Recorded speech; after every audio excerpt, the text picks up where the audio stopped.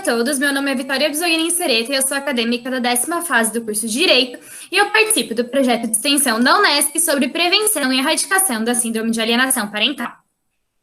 O projeto ele é coordenado pelos cursos de Direito e de Psicologia, tendo então como professoras coordenadoras a Sheila e a Renise, do curso de Direito, e a professora Cristina, do curso de Psicologia.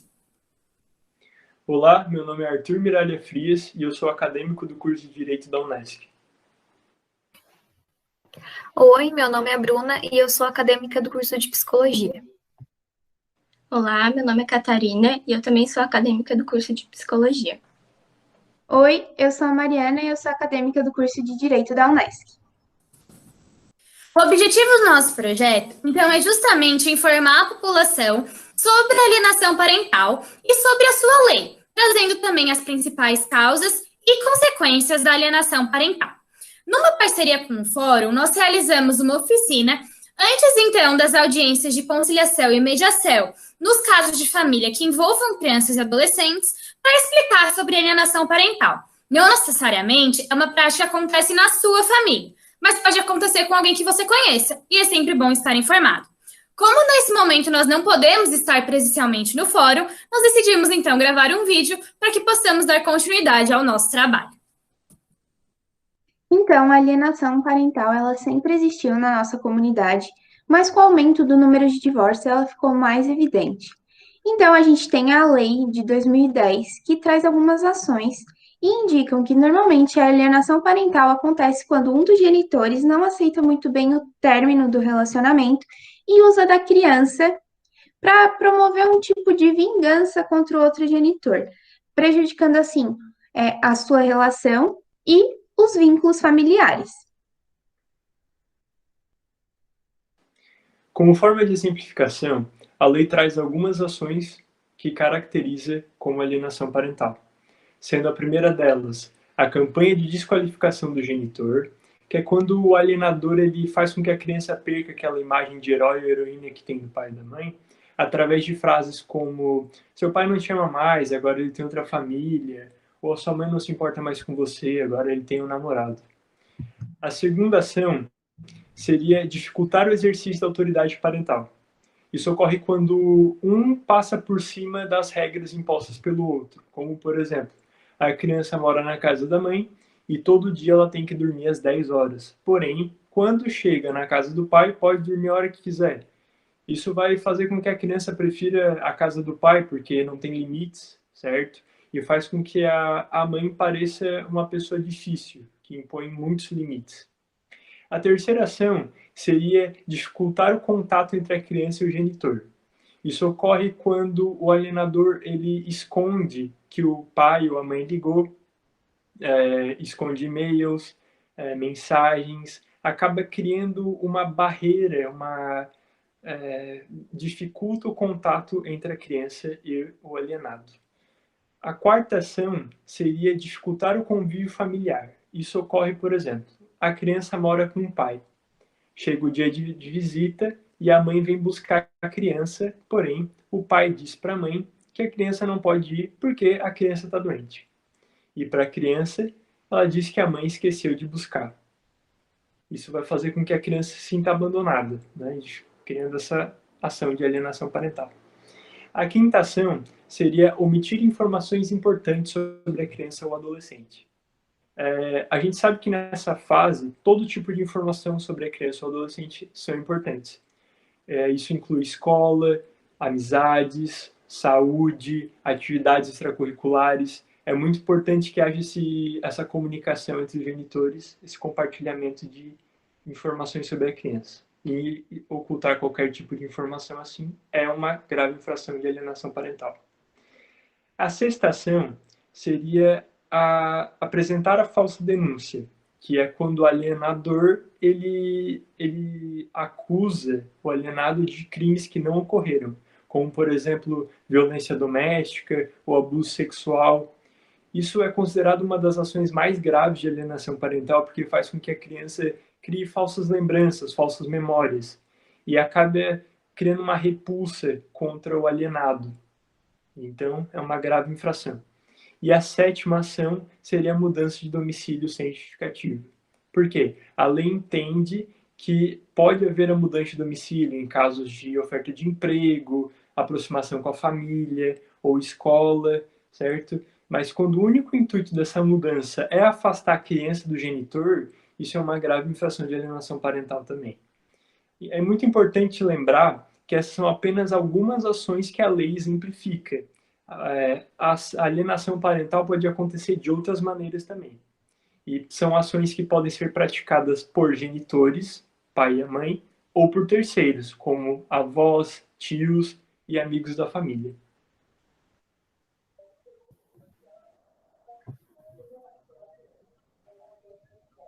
Essas ações que configuram a alienação parental podem causar na criança ou no adolescente algumas consequências psicológicas, como, por exemplo, a constante ansiedade, que é aquela criança muito agitada, que sente dificuldade para dormir, a insegurança, que é aquela criança que precisa o tempo todo ser reafirmada do quanto ela é capaz de desenvolver novas atividades e do quanto as pessoas ao seu redor gostam delas. Essa insegurança pode levar a uma dificuldade de se relacionar com as outras pessoas, de formar vínculos. Essa criança ou esse adolescente pode também desenvolver sintomas depressivos, sentimentos de culpa, negativismo, que é aquela criança ou aquele adolescente que se nega a fazer aquilo que os outros pedem a eles.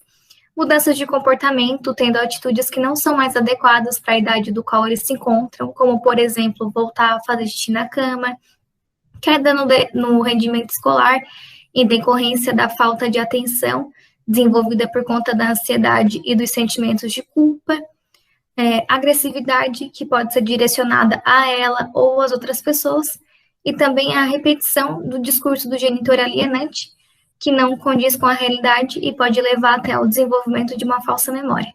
E também é interessante lembrar que quando o adulto, se caso essa pessoa descobrir que sofreu alienação parental, ele pode desenvolver um forte remorso com o genitor alienador e também pode se sentir muito culpado por ter abandonado a família do genitor que foi alienado. Então, para ser declarado alienação parental, é feita uma perícia com psicólogos e assistentes sociais, e se for constatado que realmente aconteceram casos de alienação parental, no processo, o juiz ele pode aplicar algumas penalidades.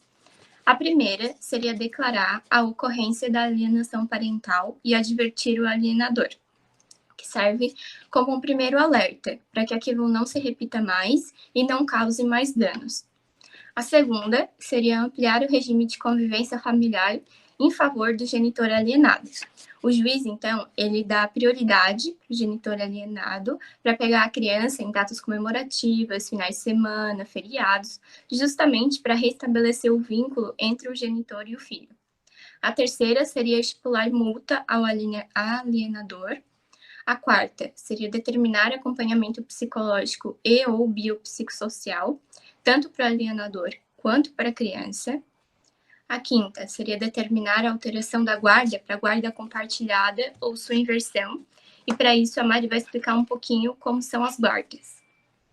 Então, o nosso ordenamento jurídico tem 2 tipos de guarda.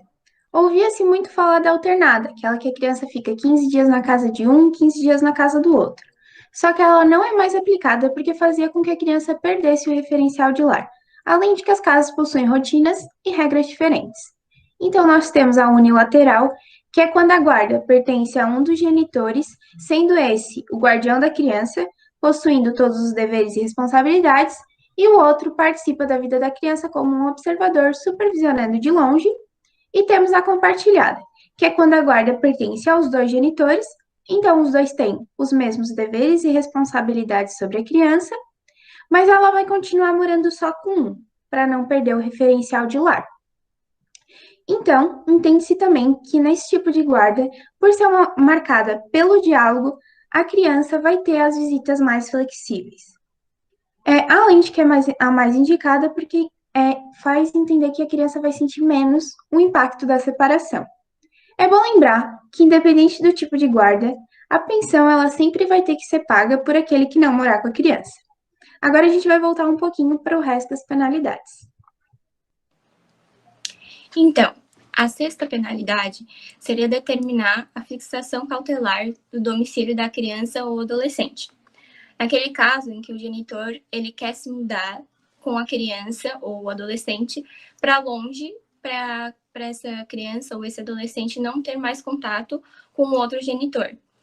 Então, nesses casos, o juiz ele pode determinar em qual endereço a criança vai ficar. A sétima e última penalidade seria declarar a suspensão da autoridade parental. Quando o pai ou a mãe eles perdem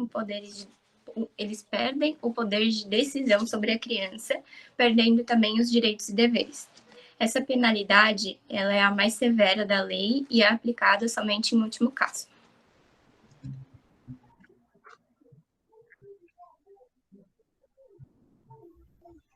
E a gente sempre gosta de lembrar que em casos de alienação parental, você pode procurar ajuda psicológica. A gente tem um serviço de psicologia da Unesc que faz atendimento gratuito e também procurar um advogado de sua confiança ou a Defensoria Pública. E por fim, a gente sempre gosta de lembrar que, independente da relação conjugal ter ou não dado certo, é importante manter o melhor interesse da criança e do adolescente em questão. E para a criança e para o adolescente, é muito mais saudável ter um bom convívio familiar, tanto com o pai, tanto com a mãe. E ambos continuam sendo pais e mães daquela criança e devem prezar pelo seu bem-estar. No mais, qualquer dúvida, vocês podem entrar em contato conosco ou também perguntar para o seu advogado ou para o seu defensor. A gente agradece o tempo que nos foi cedido e desejamos uma boa audiência a todos vocês. Muito obrigada.